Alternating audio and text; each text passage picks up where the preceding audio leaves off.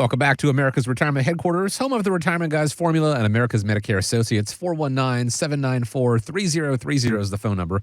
The website, arhq.com. When we talk about retirement, we say that it is never too early to plan for retirement. It's never too late to plan for retirement. And let's speak to the younger sector here. A recent study shows that more than half of millennials, ages 18 to 39, have moved back in with their parents. And wealth advisor Chip Munn tells TheStreet.com that could actually have an adverse effect on mom and dad's nest egg.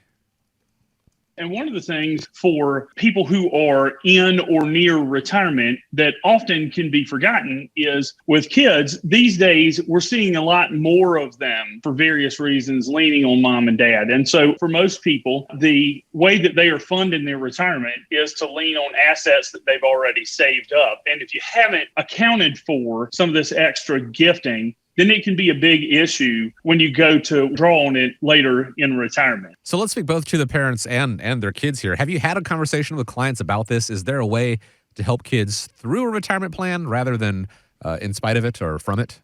Yeah, really, I think if you look at the recent study that more than half, 52% of millennials, have moved back in with their parents, I'd say the first thing we have to ask is why? Why is that happening, right? I know, I guess with my age and my generation, once I hit the door at 18, I was off. I was off. Sure. I don't know what would have happened to make me forced to go home. But, as an adult, as a parent, as a, somebody who has a child at home now, I can't say it was great having, my son home from college to spend some time with him. But he'll be home this summer, and I look forward to that time as well. But, there becomes a point where, hopefully he gets to be independent on his own and he doesn't need to come back in because, I would agree they eat everything in the house. They want gas money. They, take me shopping. Let's go out to eat. So, for the parents, it does add additional expenses on, and that, can have some adverse effects on mom and dad's nest egg. So when we think about it and we're thinking about why are millennials moving home, one thing I think about is job losses, right? Right. Absolutely. So we've seen it in the news with the recession that we're in, the deep recession that is coming, or whatever the state of the economy is. All of a sudden, you show up to work and you thought things were great, and then all of a sudden you were shown to the door. The second thing is maybe an unexpected like healthcare crisis. Maybe you got hurt, you weren't able to go home. Maybe it's the issue of things like getting a divorce at a young age. Sure. You got married, thought things were going to be great, and then things didn't turn out the way they planned on, so you moved back home for that. You guys can add to any of those, but when I think about it, I'm going to tell you a couple of specific steps. So I have, a 20-year-old, and I also have a 16-year-old. So I have one in college and then one in high school. And for me, I personally would say it's the conversation I heard at the top of the stairs when I listened to my mom and dad when I was little and I heard what they said.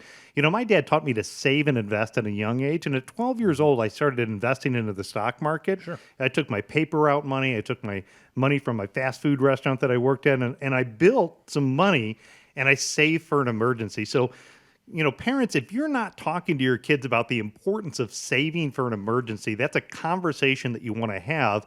Maybe this year, the holidays, maybe you don't need to give them a big, gift. Maybe what you do is help them set money aside in things like an IRA or a Roth IRA or an investment account, so they have money set aside for an emergency. There's different arguments, but I think you should have 6 months worth of money set aside to cover all the living expenses. So you can have a little bit of a breather because life's going to throw you a what if.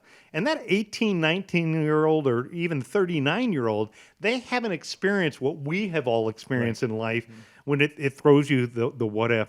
There's healthcare crisis. I came in last week and I had heard about one of my good friends that we have that, is in our group of friends. And unfortunately, he's diagnosed with pancreatic cancer. Wow. As some of you that are listeners, I lost my mom to pancreatic cancer. And, because we're on radio, I can't say all the things that I want to say about cancer, but let's just say cancer sucks. Right. And so in their family situation, they could be thrown upside down because of, what's happening with battling the cancer, the expenses that are going to come. Maybe he's not able to go to work. Life's going to change in that situation.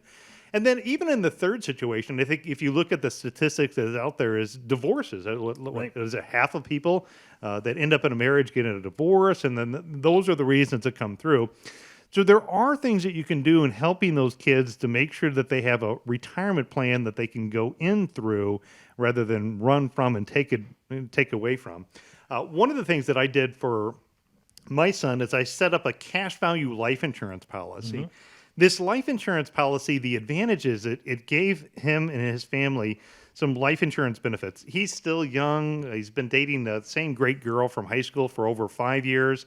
I hope it's not for a while, but at some point they're going to start a family. They're going to get married. If that's the right person for him, either way, at some age, when you're thinking of the 18 to 39, you're thinking of a family starting. Now he has life insurance. So if something happens, his family's going to be provided for.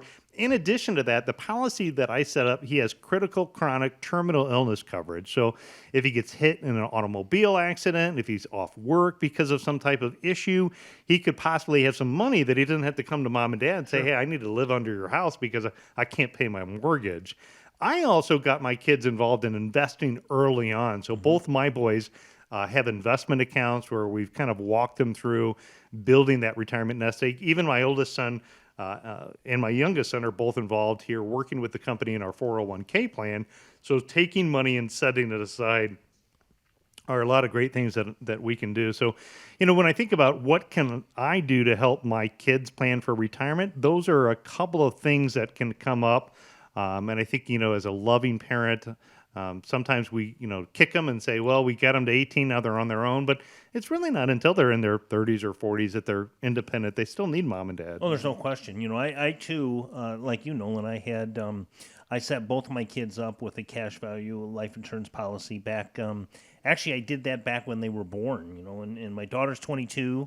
And I've said this before, and a lot of you out there listening know my situation with my daughter. She got a college scholarship, which helped me out a lot, and it helped her out a lot. But she's got a job, and the first thing we did was we got her invested in the market. She's got the 401k, and we've got that working for her. And as you know, Troy's here with us, working with me also, and actually doing quite well. And I have access. I kind of watch over some of their accounts, and I'm extremely proud of both of them because all of the things that we keep telling our kids, invest, save for that emergency. You're exactly right. Both of them have been putting a lot of money aside, which is awesome to see. And, one of those things we were talking before we started this segment, what would you tell your younger self or what would you tell your kids? My mother had a phrase that she told both of my kids, put 50% of everything you make away until you can't do that anymore, right? When you start getting a house and, families and things like that, it's hard to put 50% away. But these are things that they are working hard at doing right now. It's so easy. I'll add one more to that list, a death. I have a client that actually unexpectedly lost, it was my client's son, but he's got 3 kids and a wife, and they're all in their late 30s. Well, now she's without a main source of income, and the mom, who is my client, is actually doing all kinds of help for them and helping them with their health care. It's very, very important to make sure that you instill in the kids that healthcare, unexpected healthcare costs can really be expensive, and be there for them. But eventually, they have to learn and pick up the pieces on their own. Yeah. One of the things that I told my son early on that was instilled upon me is that you shouldn't have any debt.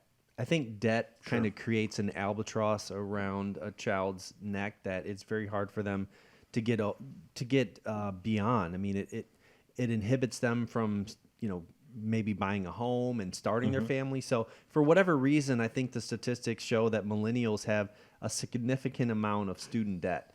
And debt in general. Maybe it's because the rising cost of tuition, the cost, whatever it may be. But I think that's one of the areas, if your children haven't went to school yet or college yet, helping them to understand the risks of taking on a ton of debt. And if so, getting that thing paid off as soon as possible. I'll take a page out of Dave Ramsey's book. But if you have a ton of debt and you lose your job, it becomes a crisis. Yes. And so it's a lot easier to get through something like a job loss if you don't have a ton of student debt. So that would be, in addition to everything that we've talked about today, talking to kids and young adults about the risk of debt and not getting into it. Because obviously, the less money you're paying out towards a loan or a credit card is more money you get to keep for yourself or save away for retirement. But that can be easier said than done. When it comes to retirement planning, it can be easier said than done. Like we were talking about earlier, just knowing and just by tuning in here, you're taking the right steps towards your retirement. The next action is putting pen to paper, having a plan in place, figuring out what you need to do. 419-794-3030 is the phone number. Whether you're 65 or 35, somewhere in between there, even younger, you want to get serious about your retirement, the team's here for you. 419-794-3030 or online at arhq.com.